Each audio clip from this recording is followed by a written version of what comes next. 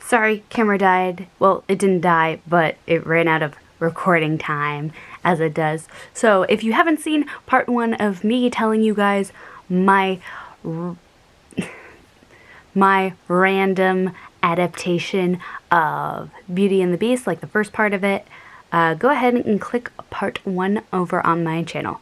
For those of you who have seen part 1, welcome back. And where I left off in my telling of Beauty and the Beast, as coerced and directed by the Ultimate Beauty and the Beast playlist on my channel, but shuffled. So basically, we have a Belle character who is a young adult. She is noticing a change in herself as she is becoming a young adult. And what else did I say? Anyway, go watch part 1. I said it all as it popped into my head in part 1. But anyway, we have gotten to a point where our Belle character is starting to have feelings for the Beast, and she asks her father if she's odd, and her father sings this loving song about like fathers and daughters love, and it's No Matter What. So, really good song. If you should really check out the playlist that I'm using to come up with the story so that you can hear all the lovely songs. Alan Menken and Howard Ashman and Tim Rice and all the people who work on the music for these soundtracks are awesome. Okay, so after No Matter what happens next?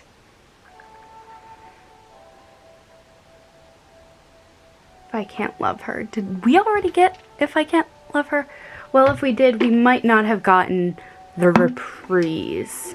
So I think it's more like with the Beast and self-doubting and wondering if he'll be a beast for the rest of his life or if the spell will be broken. Ow.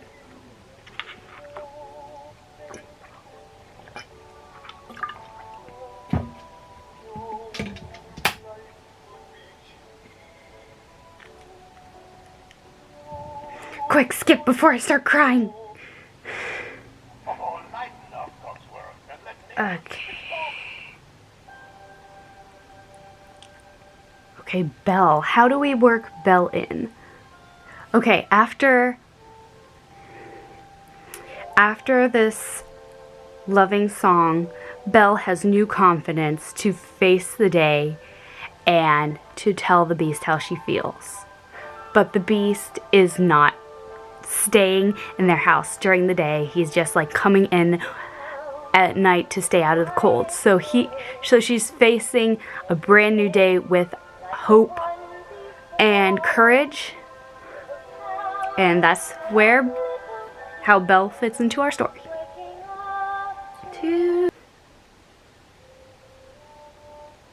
Okay, If I Can't Love Her. Again, I can't remember if we already have that in this.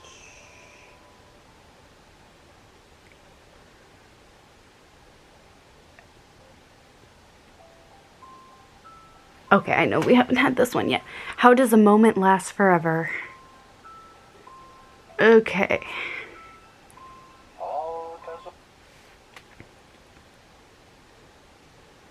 Okay, I got it. So Belle is all ready to confess her feelings to the Beast. But he never appears. Something kept him from coming to the house that night. And she's worried about him. Maybe she wants to go out and look for him. Yeah, she wants to go out and look for him because she's still writing that, like, hope and optimism of like the song from her father from the day before or night before. And so she's going off to go find the Beast, find out what happened, because he's been spending the nights with them so that he can stay out of the cold and, you know, not die of hypothermia or something. Okay, so she's going out to look for the beast, and her father sings this, like, maybe after she leaves. Yeah, after she leaves, maybe he's like, oh, this is the last I might see my daughter. She might, like, she might never come back, because fairy tales, woods, they have all kinds of dangers, usually.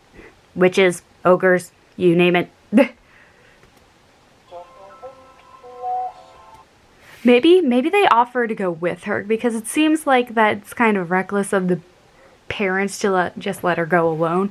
Maybe she's like, no, I have to do this alone. But why would she say that?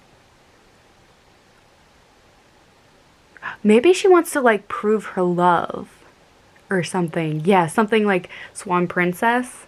Yeah, maybe she's like, I have to do this alone to, like, prove my love to him or something.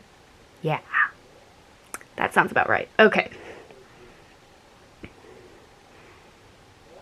Gaston, we haven't heard from him in a bit, so here's a song with him. Okay, so Gaston has heard through the grapevine, we'll say, about this beast that has been spending nights at their house. And rumors have started fluttering through the village that Belle is in love with the beast.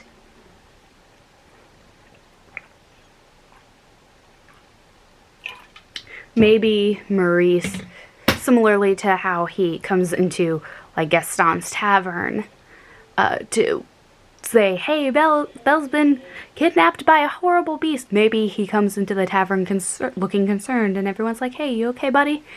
And he's like, well, you know, Belle, her friend the beast that's been spending nights with us to stay out of the cold, he didn't come last night, and she was worried about him, and she went off to go look for him. We all wanted to go with her, but she insisted she must go alone. She's always had a brave heart like that. Anyway, I don't know why I made Maurice sound like that. That doesn't really sound like Maurice. Anyway, but yeah. So then Gaston is like, I don't think he was necessarily over Belle at this point, but now it's like salt in the wound to hear about this beast that he's heard rumors that Belle might be in love with. So LeFou, I don't know if our character would necessarily be named LeFou. We've kept all the names at this point. We might as well keep this one too. So LeFou, like, comes in clutch and is like, we need to stroke his ego. Let's do this. Come on. We don't want bad things to happen here.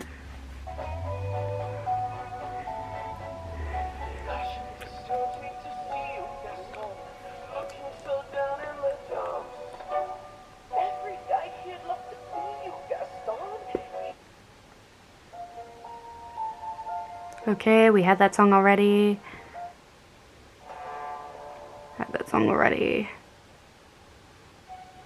Okay, Belle reprise. Ooh, okay. Okay, so maybe after hearing Maurice's story, Gaston goes after Belle. Okay, yeah. Gaston goes after Belle, who presumably hasn't found the beast yet. I'm not sure where I want, like, I'm not quite sure what I want to be holding up the beast at this point. So we're gonna put that on the back burner plotline wise for a bit. But Gaston goes to find Belle, and all this time apart has made him realize that he really does want Belle.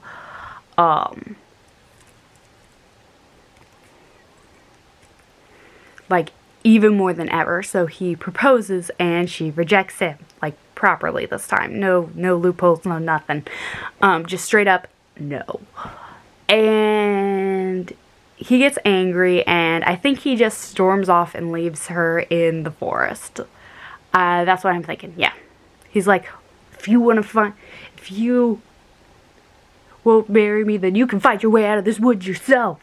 It's like, I got in here by myself, thank you very much. So yeah, that's where Belle Reprise, I think, would come through. Although the line, I want to venture in the great wide somewhere, that might be a little odd. Maybe she's not talking like literal adventure. Maybe she's talking about the adventure of like the next chapter in her life. You know, if she like confesses her feelings for the beast, she's interested in like what the next chapter will be after that. Like, what's gonna happen?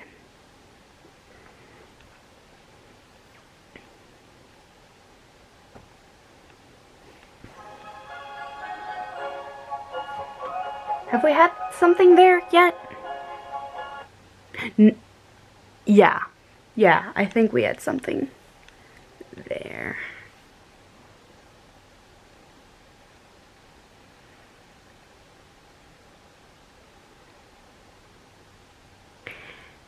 Yeah, we used it, that's right.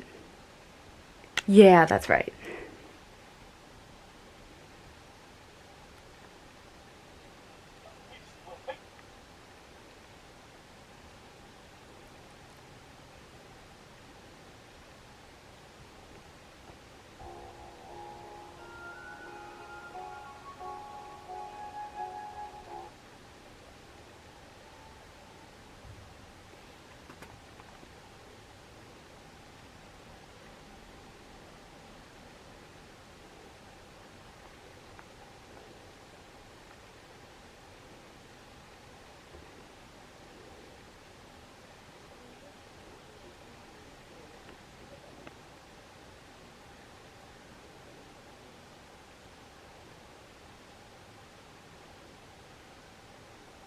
Okay, I think we've pretty much covered every song in the playlist, so I just need to wrap up this story.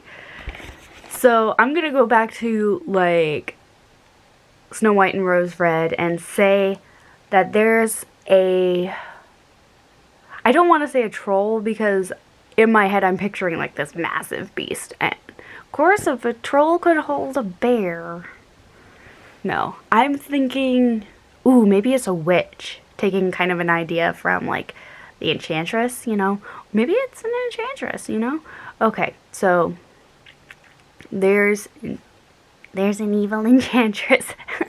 Yeah, wrong franchise. But there's this evil Enchantress, the one that cursed the beast originally, and maybe she got wind that Belle was gonna break the spell, so she was like, the beast isn't always with her, so the next time he comes out, I'll just trap him. So the beast is like trapped in this cage or something, like this magical cage in the middle of the forest, and the beast can't say a thing because, you know, he's cursed to be a beast. He's cursed basically not to say anything about it, because if he does, this curse will become permanent, and there's a similar spell on the cage. So Belle finds him in the forest in this magical cage, and he's like, I thought I would never see you again, or something like that. And she's like, actually, maybe Belle says that. Yeah, Belle says that. She's like, I thought I would never see you again. And he, like, smiles because he can't say anything, pretty much, because it's like, obviously he can't address the elephant in the room. So I think she just goes ahead and confesses right there. I think she confesses her feelings right there. Then that breaks the cage, like the cage disappears, and he transforms into the handsome prince.